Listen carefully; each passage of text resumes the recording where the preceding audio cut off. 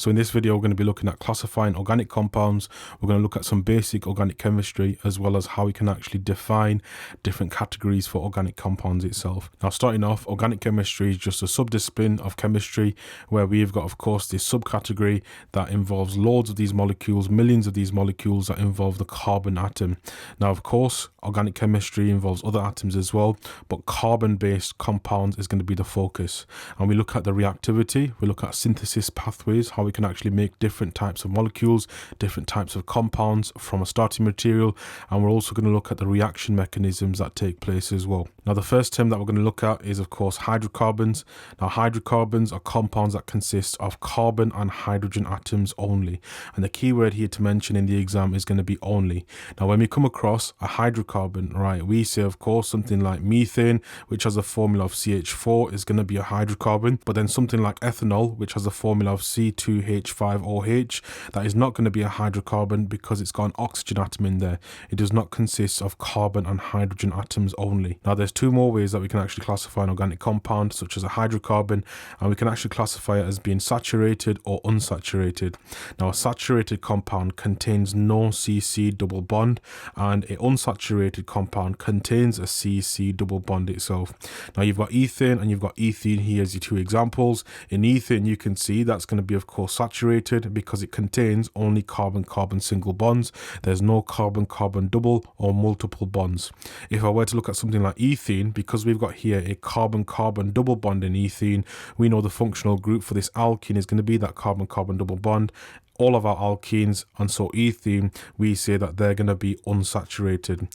Now, another unfamiliar example that's come up, which isn't actually on the spec, but the examiners ask about it, is our alkynes, right? So we've looked at alkanes, alkenes. What about our alkynes? Well, alkynes, they have carbon-carbon triple bonds, and these we can actually classify them as being unsaturated as well. And so there is another example over here, and we actually call this ethyne itself. So yeah, there's our three definitions that we need to know, that we need to remember from GCSE. So moving on to our A-level examples then, right, of classifying organic compounds, we've got our first definition here, an aliphatic compound. Now, this is where our carbon atoms, they're going to be joined together to form a straight chain or a cycle. It doesn't really matter which one. The main thing is, though, it does not have a benzene ring, right?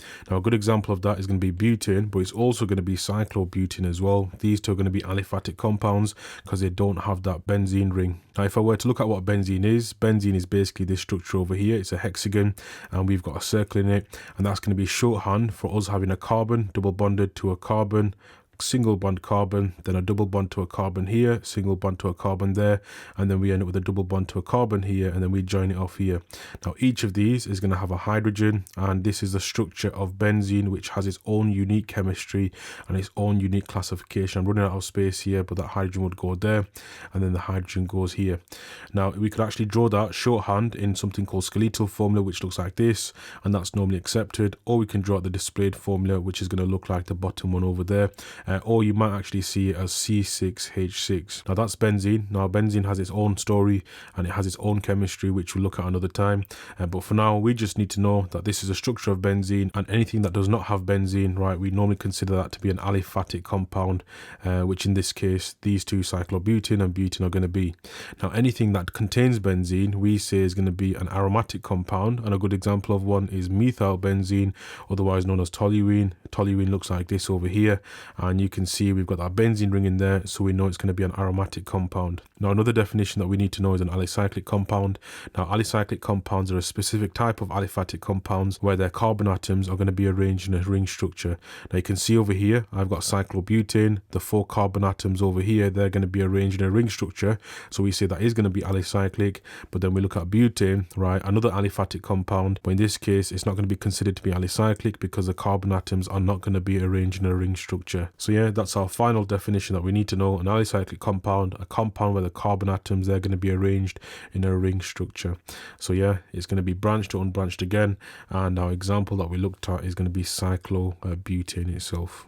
So now if we were to look at our next type of classification, we can actually assign different compounds to different categories, and we call each of these homologous series. And each of these homologous series, they will have a functional group to make it part of that category. If we were to look at something like an alkane, that just contains simple carbon-carbon single bonds. Alkenes, it contains the carbon-carbon double bond. And then if you were to look at haloalkanes, they contain, of course, the corresponding halogen. To make, of course, a fluoroalkane, you'd need fluorine. Chloroalkanes need chlorine. Bromoalkanes need bromine. And iodoalkanes, they need iodine. Now, when it comes to the naming conventions, we normally use, of course, something called a prefix, which is the starting bit, the suffix, which is the ending bit, and in between these two, we actually have something called a stem, and the stem is dependent upon the number of carbon atoms you've got. Now, the stem is basically going to be based on how many carbon atoms you've got, where 1 is going to be meth, 2 is going to be eth, 3 is going to be prop, and then 4 is going to be bute. They're the 4 examples you've had to learn at GCSE, but at A level, right, we go all the way up to 10, but we'll look at this in a bit more detail. Now, if we were to look at alkanes, right, they don't really have a prefix, but instead they're going to end in just "ane." There are kind of box standard vanilla kind of molecules. If I were to look at alkenes, right, rather than ending in "ane," we would end it in "ene." If we were to look at haloalkanes, we would end it in "ane" still, because it's going to be an alkane with a halogen attached, but the starting bit would include fluoro, chloro, bromo, and iodo as well. Now, if we were to look at examples, for an alkane, I've got propane, ends in "ane." For an alkene, I've got prop-1-ene, right? I've got here an "ene" suffix, so I know it's going to be an alkene. And then, of course, I've got 1, and then I've got fluoro, bromo, chloro, and iodopropane. Here, I've got 4 examples of my actual haloalkanes themselves. So moving on to some more examples that you might have come across at GCSE, but in most cases, if you've done combined science, you might not have. If we were to look at the following 4, we've got alcohols, aldehydes, ketones, and carboxylic acids.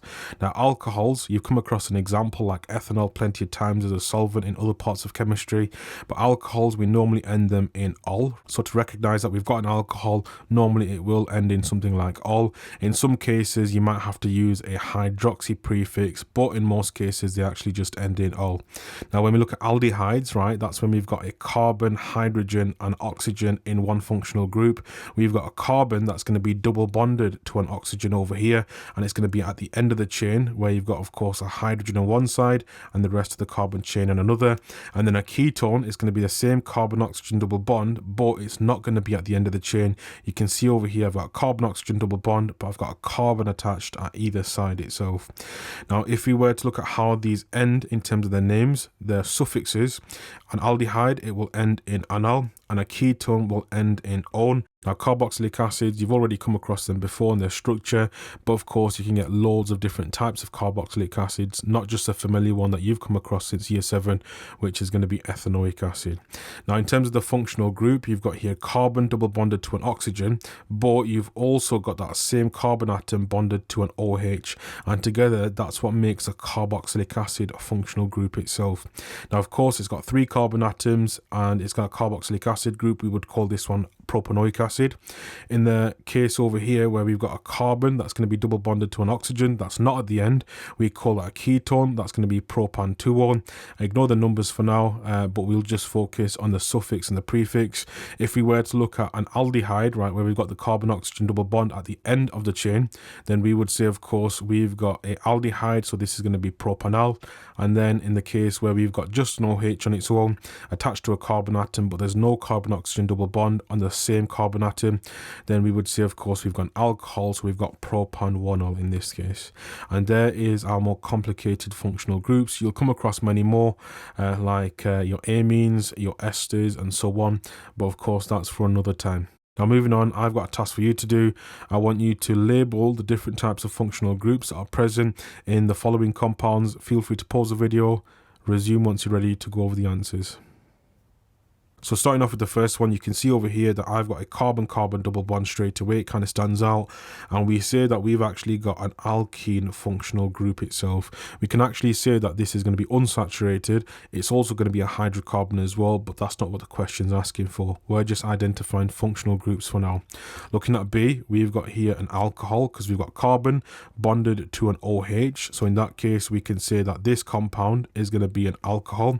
And so there's that one done. Look at C. see we've got carbon double bonded to an oxygen. It's going to be at the end. It's not going to be an aldehyde. It's actually going to be a carboxylic acid. And so we know that over here, right, our functional group is going to be called a carboxylic acid. To be more specific, we would actually call this a pentanoic acid molecule itself, because we've got 1, 2, 3, 4, 5 carbon atoms.